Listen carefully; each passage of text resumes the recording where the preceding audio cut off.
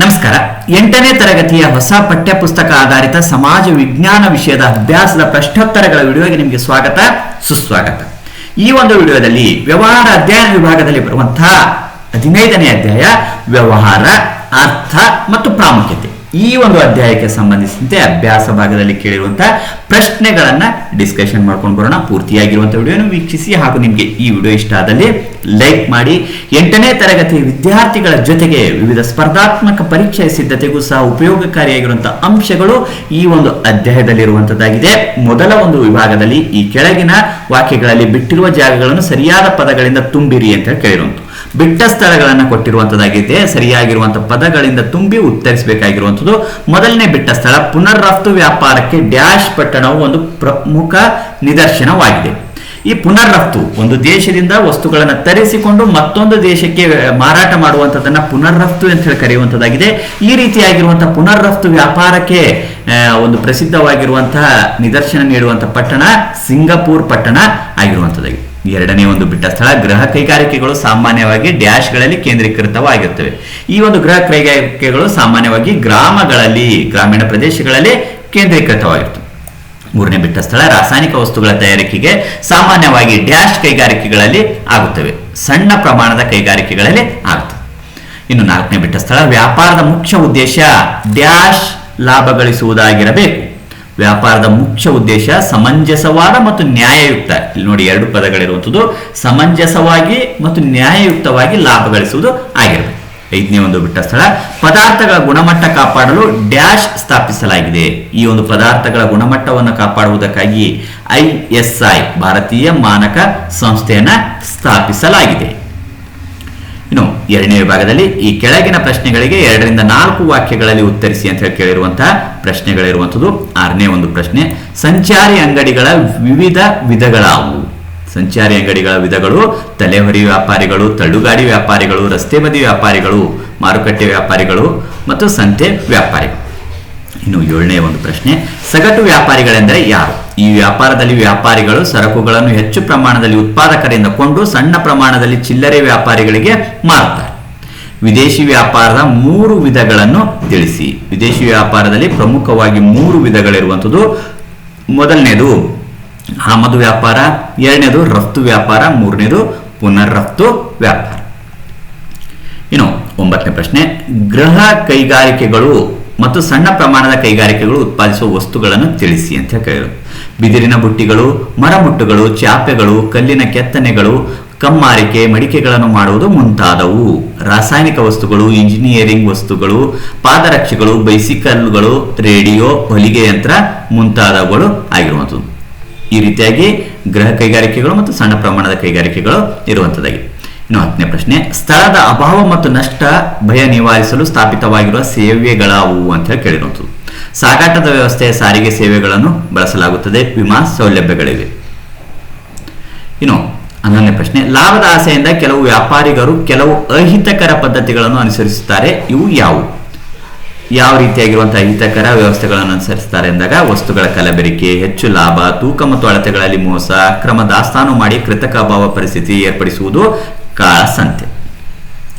ಇನ್ನು 12ನೇ ಪ್ರಶ್ನೆ, ಲಾಭದ ಆಸೆಯಿಂದ ಕೆಲವು ವ್ಯಾಪಾರಿಗರು ಅಹಿತಕರ ಪದ್ಧತಿಗಳನ್ನು ಅನುಸರಿಸುತ್ತಾರೆ, ಇವುಗಳನ್ನು ತಪ್ಪಿಸಲು ಕೈಗೊಂಡಿರುವ ಕ್ರಮಗಳು, ಯಾವ ಒಂದು ಕ್ರಮಗಳನ್ನು ಕೈಗೊಂಡಿರುವಂಥದ್ದು ಅನ್ನೋದನ್ನ ಉತ್ತರಿಸಬೇಕಾಗಿರುವಂಥದ್ದು. ಸಾರ್ವಜನಿಕ ವಿತರಣಾ ಪದ್ಧತಿಯನ್ನು ರೂಢಿಗೆ ತಂದಿದೆ. ಅಗತ್ಯ ವಸ್ತುಗಳ ಸರಬರಾಜಿನ ಬಗ್ಗೆ ಕಾನೂನನ್ನು ರಚಿಸಿದೆ. ಉತ್ಪಾದನಾ ವಸ್ತುಗಳ ಪೊಟ್ಟಣಗಳ ಮೇಲೆ ಉತ್ಪಾದನಾ ತಾರೀಕು, ಬಳಕೆಯ ದಿನ, ಮಿತಿ, ತೂಕ ಅಥವಾ ಅಳತೆ ಮತ್ತು ಗರಿಷ್ಠ ಬೆಲೆಯನ್ನು ಮುದ್ರಿಸಬೇಕು. ಪದಾರ್ಥಗಳ ಗುಣಮಟ್ಟ ಕಾಪಾಡಲು ಭಾರತೀಯ ಮಾನಕ ಸಂಸ್ಥೆಯನ್ನು ಸ್ಥಾಪಿಸಿದೆ. ಈ ಸಂಸ್ಥೆ ಪದಾರ್ಥಗಳ ಗುಣಮಟ್ಟ ಪರೀಕ್ಷಿಸಿ ಗುಣಮಟ್ಟ ಸರಿಯಾಗಿರುವ ವಸ್ತುಗಳ ಮೇಲೆ ISI ಚಿಹ್ನೆ ಮುದ್ರಿಸುತ್ತದೆ. ವ್ಯವಸಾಯ ಉತ್ಪನ್ನ ವಸ್ತುಗಳ ಮೇಲೆ ಗುಣಮಟ್ಟ ತಿಳಿಯಲು ಅಗ್ಮಾರ್ಕ್ ಚಿಹ್ನೆ ಮುದ್ರಿಸುವುದನ್ನು ಕಡ್ಡಾಯಗೊಳಿಸಲಾಗಿದೆ. ಗ್ರಾಹಕರ ಸಹಕಾರಿ ಸಂಘಗಳನ್ನು, ಜನತಾ ಬಜಾರ್ಗಳನ್ನು ಸ್ಥಾಪಿಸಿದೆ. ಇನ್ನು 3ನೇ ವಿಭಾಗದಲ್ಲಿ ಈ ಕೆಳಗಿನ ಪ್ರಶ್ನೆಗಳಿಗೆ 8 ರಿಂದ 10 ವಾಕ್ಯಗಳಲ್ಲಿ ಉತ್ತರಿಸಿ ಅಂತ ಹೇಳಿ ಕೇಳಿರುವಂತಹ ಪ್ರಶ್ನೆಗಳಿರುವಂಥದ್ದು. 13ನೇ ಪ್ರಶ್ನೆ, ವ್ಯವಹಾರದ ಆರ್ಥಿಕ ಉದ್ದೇಶಗಳೇನು? ವ್ಯವಹಾರದ ಉದ್ದೇಶ ಒಂದು ನ್ಯಾಯಯುಕ್ತ ಲಾಭ ಗಳಿಕೆಯಾಗಿದೆ.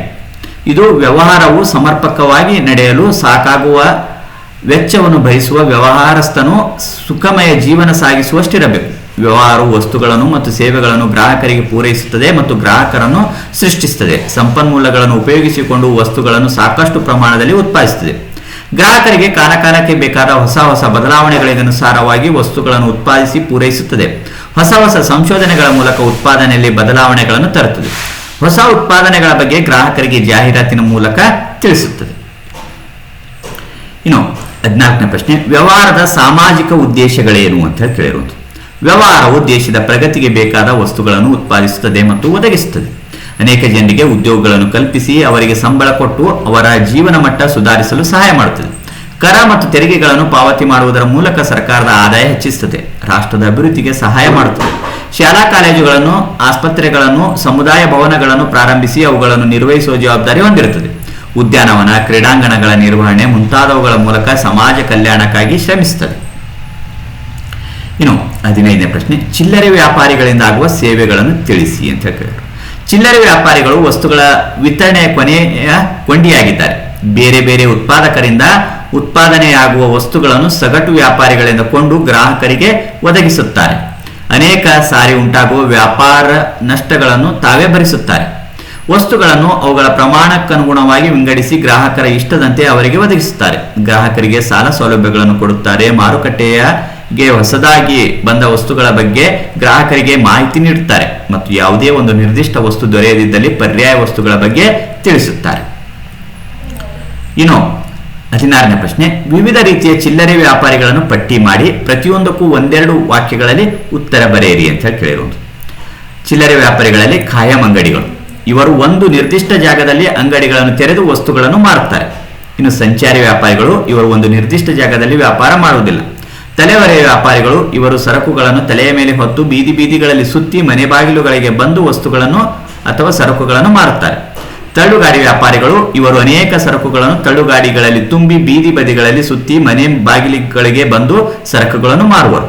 ಇನ್ನು ರಸ್ತೆ ಬದಿ ವ್ಯಾಪಾರಿಗಳು, ಇವರು ಹೆಚ್ಚು ಜನಜಂಗುಳಿ ಇರುವ ಬೀದಿಗಳ ಮೂಲೆಗಳಲ್ಲಿ ತಮ್ಮ ಸರಕುಗಳನ್ನು ಹರಡಿಕೊಂಡು ವ್ಯಾಪಾರ ಮಾಡುತ್ತಾರೆ. ಇನ್ನು ಸಂತೆ ವ್ಯಾಪಾರಿಗಳು, ಕೆಲವು ಊರುಗಳಲ್ಲಿ ವಾರಕ್ಕೊಮ್ಮೆ ಸಂತೆ ನಡೆಯುತ್ತದೆ. ವಿವಿಧ ವಸ್ತುಗಳ ವ್ಯಾಪಾರಿಗಳು ತಮ್ಮ ವಸ್ತುಗಳನ್ನು ಸಂತೆಗಳಿಗೆ ಕೊಂಡೊಯ್ದು ಅಲ್ಲಿಗೆ ಬರುವ ಸುತ್ತಮುತ್ತಲಿನ ಗ್ರಾಮಗಳ ಜನರಿಗೆ ವಸ್ತುಗಳನ್ನು ಮಾರುತ್ತಾರೆ.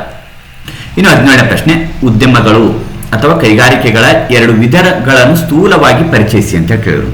ಗೃಹ ಕೈಗಾರಿಕೆಗಳು, ಗುಡಿ ಕೈಗಾರಿಕೆಗಳೆಂದು ಇವುಗಳಿಗೆ ಕರೆಯುತ್ತಾರೆ. ಇವುಗಳನ್ನು ಕುಶಲಕರ್ಮಿಗಳು ತಮ್ಮ ಮನೆಗಳಲ್ಲೇ ನಡೆಸುತ್ತಾರೆ. ಇವರಿಗೆ ತಮ್ಮ ಕುಟುಂಬದ ಇತರ ಸದಸ್ಯರು ಮತ್ತು ಕೆಲಸ ಕಲಿಯುವವರು ಸಹಾಯ ಮಾಡ್ತಾರೆ. ಇವರು ಪ್ರಧಾನವಾಗಿ ಹಳ್ಳಿಗಳಲ್ಲಿ ಕೇಂದ್ರೀಕೃತವಾಗಿರ್ತಾರೆ. ಈ ಕೈಗಾರಿಕೆಗಳು ಸಾಮಾನ್ಯವಾಗಿ ಸ್ಥಳೀಯ ಮಾರುಕಟ್ಟೆಗಳಿಗೆ ವಸ್ತುಗಳನ್ನು ಉತ್ಪಾದಿಸಿ ಸರಬರಾಜು ಮಾಡುವಂಥದ್ದಾಗಿದೆ. ಇನ್ನು ಸಣ್ಣ ಪ್ರಮಾಣದ ಕೈಗಾರಿಕೆಗಳು ಅಂದಾಗ ಒಂದು ನಿರ್ದಿಷ್ಟ ಕಟ್ಟಡಗಳಲ್ಲಿ ಸ್ಥಾಪಿತವಾಗಿರ್ತವೆ. ಕೂಲಿ ಕಾರ್ಮಿಕರನ್ನು ನೇಮಿಸಿಕೊಳ್ಳುತ್ತದೆ. ಕಚ್ಚಾ ವಸ್ತುಗಳನ್ನು ಸಂಗ್ರಹಿಸಿ ಸಣ್ಣ ಪ್ರಮಾಣದಲ್ಲಿ ವಸ್ತುಗಳನ್ನು ಉತ್ಪಾದಿಸುತ್ತದೆ. ಸಣ್ಣ ಯಂತ್ರಗಳನ್ನು ಮತ್ತು ಯಂತ್ರಗಳನ್ನು ವಿದ್ಯುತ್ ಶಕ್ತಿಯನ್ನು ಬಳಸುತ್ತದೆ. ಇನ್ನು 18ನೇ ಪ್ರಶ್ನೆ, ಒಂದು ದೇಶಕ್ಕೆ ವಿದೇಶಿ ವ್ಯಾಪಾರದ ಅವಶ್ಯಕತೆಯನ್ನು ಕುರಿತು ವಿವರಿಸಿ. ಪ್ರಪಂಚದ ಯಾವುದೇ ದೇಶವಾಗಲಿ ಎಲ್ಲ ಸಂಪನ್ಮೂಲಗಳನ್ನು ಸ್ವಯಂಪೂರ್ಣವಾಗಿ ಹೊಂದಿಲ್ಲ. ಕೆಲವು ದೇಶಗಳಲ್ಲಿ ಕೆಲವು ಸಂಪನ್ಮೂಲಗಳು ಹೇರಳವಾಗಿ ದೊರೆಯುತ್ತವೆ. ಆ ಸಂಪನ್ಮೂಲಗಳನ್ನು ಉಪಯೋಗಿಸಿಕೊಂಡು ಕೆಲವೇ ವಸ್ತುಗಳನ್ನು ಅಧಿಕವಾಗಿ ಉತ್ಪಾದನೆ ಮಾಡುತ್ತಾರೆ. ದೇಶದ ಬೇಡಿಕೆಯು ಮುಗಿದ ಬಳಿಕ ಉಳಿದ ವಸ್ತುಗಳನ್ನು ಬೇರೆ ದೇಶಗಳಿಗೆ ರಫ್ತು ಮಾಡುತ್ತಾರೆ. ಹಾಗೆಯೇ ಯಾವ ದೇಶಗಳಲ್ಲಿ ಸಂಪನ್ಮೂಲಗಳ ಅಭಾವವಿದೆಯೋ ಆ ದೇಶಗಳು ತಮಗೆ ಅಭಾವವಿರುವ ವಸ್ತುಗಳನ್ನು ಬೇರೆ ದೇಶಗಳಿಂದ ಆಮದು ಮಾಡಿಕೊಳ್ಳುತ್ತಾರೆ. ಇದರಿಂದ ಪ್ರತಿ ದೇಶಕ್ಕೂ ವಿದೇಶಿ ವ್ಯಾಪಾರದ ಅವಶ್ಯಕತೆ ಇದೆ.